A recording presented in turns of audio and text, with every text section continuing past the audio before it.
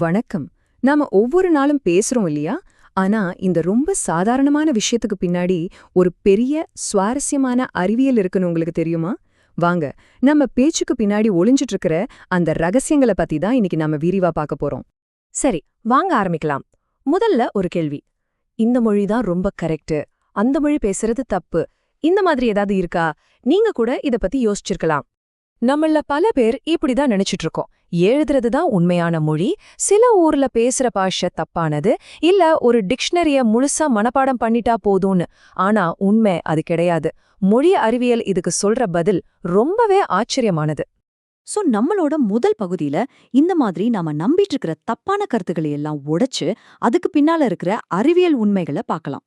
முதல்ல ஒரு முக்கியமான விஷயத்த நாம தெளிவா புரிஞ்சுக்கணும். மொழிங்கிறது முதல்ல பேச்சு தான். எழுத்துங்கிறது அதுக்கப்புறம் நாம கண்டுபிடிச்ச ஒரு டெக்னாலஜி. நாம பேசுறத ரெக்கார்ட் பண்ற ஒரு கருவி மாதிரி தான் எழுத்து. யோசிச்சு பாருங்க, இன்னைக்கும் உலகத்துல எத்தனையோ மொழிகளுக்கு எழுத்து வடிவமே கிடையாது. ஆனா மக்கள் அதை பேசிட்டு தானே இருக்காங்க. அதே மாதிரி இந்த மொழி ரொம்ப லாஜிக்கலா இருக்கு, அந்த மொழிக்கு ஒரு தர்க்கமே இல்ல அப்படின்னு சொல்றதெல்லாம் ரொம்ப தப்பு. விஞ்ஞானிகள் என்ன சொல்றாங்கன்னா, ஒவ்வொரு மொழியும் அதுக்குள்ள ஒரு முழுமையான தர்க்க ரீதியான அமைப்பு.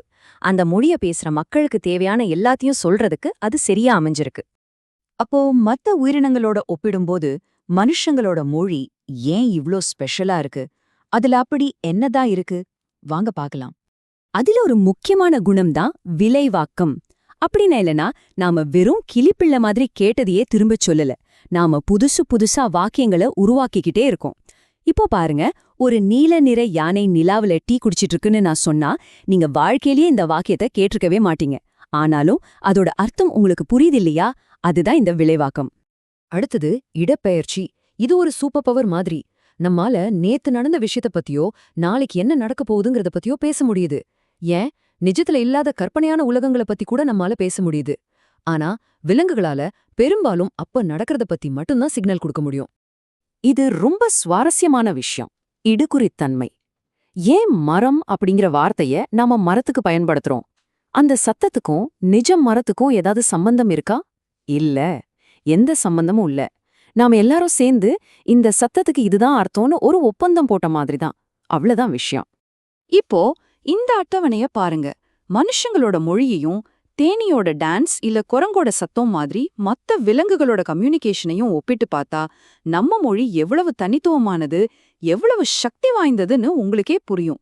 இந்த எல்லா குணங்களும் ஒன்னா சேர்ந்ததுதான் நம்ம மொழியோட ஸ்பெஷாலிட்டி. சரி, இவ்ளோ ஆச்சரியமான விஷயங்கள்லாம் இருக்கிற இந்த மொழிய யார் படிப்பாங்க? யார் இதெல்லாம் ஆராய்ச்சி செய்றாங்க? அவங்க தான் மொழியியலாளர்கள். வாங்க அவங்கள பத்தி பார்க்கலாம். இங்க ஒரு முக்கியமான வித்தியாசத்தை நாம புரிஞ்சுக்கணும். பல மொழி பேசுறவங்கள பன்மொழியாளர்னு சொல்லுவோம். அது ஒரு ஸ்கில், ஒரு கார் டிரைவர் மாதிரி. ஆனா மொழி இயலாளர் அப்படி இல்ல.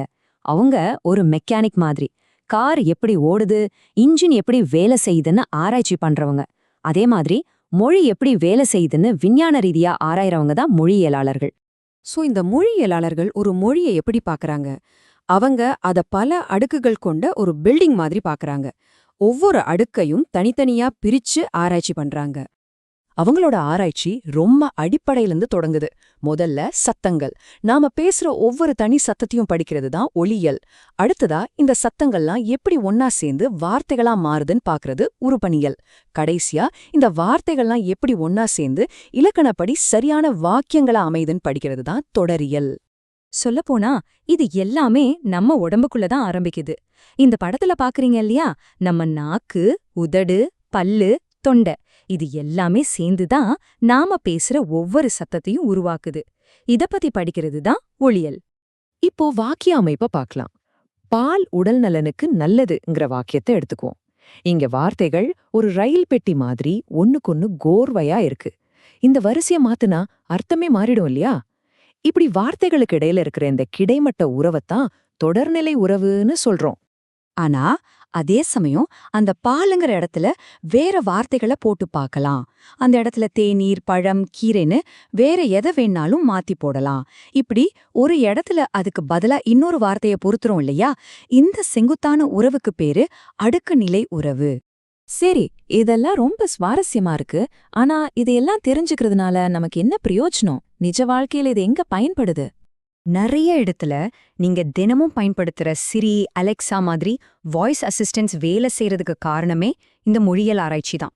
அது மட்டும் இல்ல, புதுசா ஒரு மொழியை எப்படி சுலபமா கத்துக் கொடுக்கறது, டிக்ஷனரி எப்படி உருவாக்குறது, பேச்சு குறைபாடு இருக்கிறவங்களுக்கு எப்படி உதவுறது, ஏன் சில சமயம் குற்றவாளிகளை கண்டுபிடிக்க கூட மொழியியல் பயன்படுது. சோ அடுத்த தடவை நீங்க பேசும்போதோ இல்ல யார்கிட்டயாவது பேசிட்டு இருக்கும்போதும் ஒரு நிமிஷம் யோசிச்சு பாருங்க, நீங்க ரொம்ப சாதாரணமா செய்யற இந்த விஷயத்துக்கு பின்னாடி எவ்ளோ பெரிய அழகான ஒரு அறிவியல் சிஸ்டம் வேலை செஞ்சுட்டு இருக்குன்னு. அப்போ உங்களுக்கே புரியும் நம்ம பேச்சுங்கிறது எவ்ளோ ஒரு அசாதாரணமான விஷயம்.